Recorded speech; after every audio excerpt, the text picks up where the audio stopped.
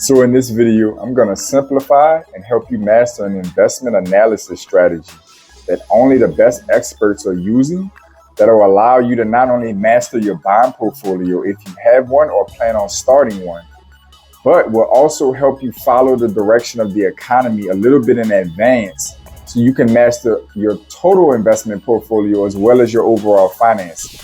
Today, we're going to be covering the yield curve. I'm going to give you a simple breakdown of what it is, how it works, and how you can use this information to better navigate your financial future and your investment portfolio. We're going to cover all of that in this video. This is JP from Blueprint for Prosperity, helping you increase your net worth through relationship banking, maximizing your borrowing capacity, proper use of life insurance, and the ownership of real estate. I want you guys to like this video, subscribe to the channel. I'm uploading content on a daily basis to help you customize your blueprint for prosperity. So today we're going to cover the yield curve. The yield curve is a line that plots yields, interest rates of bonds having equal credit quality but differing maturity dates. Let's make that make sense in plain English.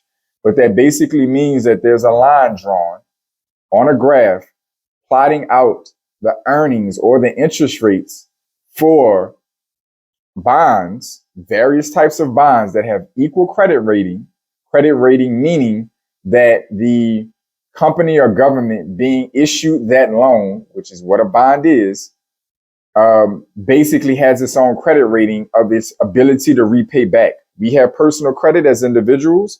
Governments and corporations that are issuing bonds have credit ratings as entities. And they are on this yield curve. This metric is basically saying that every single one of these companies or governments tracked on this yield curve have equal credit ratings, but varying maturity dates and when they pay the money back. Hopefully that makes sense so far.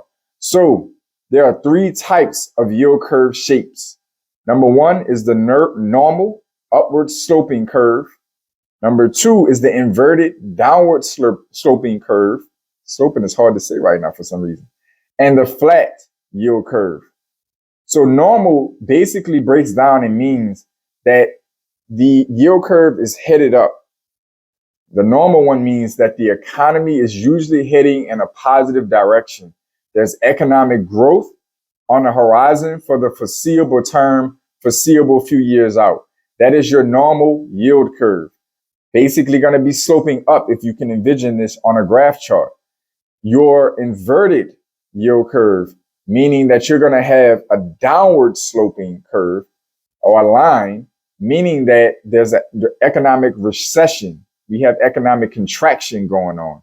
This has its own effect on the bond interest rates going in the other direction. And one of the main reasons for that is because interest rates change when the economy is doing well versus when it's doing bad. And then there's flat yield curve. This basically means that the short-term and long-term bonds that are being measured are actually very similar to each other at that time because there's economic uncertainty. We don't really know if the economy is about to head in a positive direction in growth or if the economy is on the verge of contracting. We are at a stalemate at that time, and the yield curve goes flat. And long and short-term bonds are paying very similar interest rates at that time. So let's break this down a little bit further. A normal yield curve is one in which longer maturity bonds have a higher yield compared to shorter term bonds due to the risk associated with time. So what that basically means is the longer term bonds are paying a higher yield because at that point in time, you can't really determine the growth trajectory of the economy at that time. So that means that you're taking a higher risk, right? So an inverted yield curve is which the shorter term yields are higher than longer yields, which can be a sign of an upcoming recession. In a flat or humped yield, the shorter and long term yields are close to each other, in which also is a predictor of an economic transition, meaning that we're going in some direction or another, but we're not completely sure. So I want to quickly simplify this and put it into plain English for you. If you can master this analysis, this strategy, of understanding a normal yield curve, upward, inverted, downward sloping, or flat yield curve. Better understanding basically means that you can better understand where the economy is likely headed and whether you're specifically investing in bonds, and which you can know which bonds are going to be the best returning bonds at any given time, given our economic circumstances. But your overall investment portfolio, this works beautifully with stocks, and it can even be an indicator for your basic finances or real estate investing, because it's really just it's using a mathematical equation, it's using a graph to follow the earnings of a particular investment that have historically proven to give you indicators of where things are headed or already are economically. The most valuable variable when it comes to investing is time. So time in investing and timing with investing. And when you can master an analysis like this gives you the opportunity to know how much time in an investment you should have and the timing for that investment. Hopefully that's making sense so far. So basically you're looking at an opportunity where you're saying, okay, the yield curve is actually normal, headed up. That means that the bond interest rates are indicating the likelihood is that the economy is on the verge of growth. On the flip side, you have an inverted yield curve or a sloping yield curve downward. This is an economic indicator that the economy is in recession or headed for a steep recession. As of right now, the yield curve at the time of this recording is inverted. Flat yield curves might have been at a time frame where we were transitioning from a healthy economy and a growing economy to an economy that was in some form of despair, i.e. the pandemic when it happened, when we may have had at that time, the stock market was doing really well, the economy was growing, the pandemic comes along, shuts our economy down globally. Now we're in a situation where that transition from when things were good in 2019 to where they were not so good in early 2020, that at that point in time, we might have been at a flat yield curve. You understand? Because at that point in time, we don't really know exactly where things are headed. We don't know how far or deep COVID is going to go at that point in time. So we're coming out of good growth in our economy to a stalemate. This is a flat yield curve. So understanding these things gives you don't have to be a complete specialist or some kind of economist or a Harvard graduate to understand.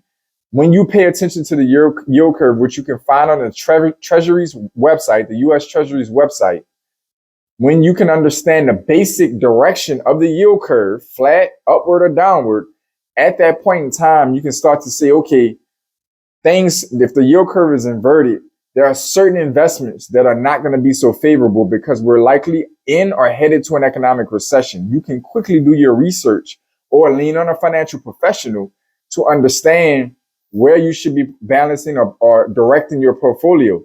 When the yield curve is normal and headed upwards, at this point in time, you can start to pursue economic or investments rather that tend to trend upward as the economy is going upward. Does that make sense? When things are flat, then you might want to pause your investing or be careful at that point in time because you don't know which direction the economy is going quite yet based on some economic factors that has us in a stalemate.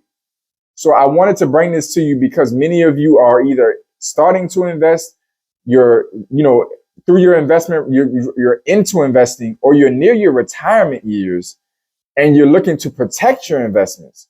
This analysis strategy can help you manage and navigate any one of these stages. So whether you're new to investing, somewhat of a pro or a veteran, or you're even at your retirement years or coming upon your retirement years, but you're still invested, understanding the yield curve, which you can again find on the U.S. Treasury's website, you can quickly Google the yield curve, see the trajectory of the yield curve, and whether it's bonds specifically, your overall stock and bond portfolio, or your overall finances altogether, you can get a better sense of direction. You can either take action on your own or take this information to a licensed financial professional who you can trust that will give you guidance on what you need to be doing with your money now that you have this information You don't have to go completely in the dark or in the green, not knowing what's going on at all. You can now go and say, hey, I've noticed that I've been following this analysis and I realize that the economy seems to be heading in a negative direction, or it seems to be heading in a great direction, a growth direction. Where should my money be? Does that make sense? I hope it does. I know this content was valuable for you. I appreciate you for tuning in. I enjoyed bringing it to you. I want you guys to stay focused. And as always, stay in motion. Let's make 2023 a profitable year.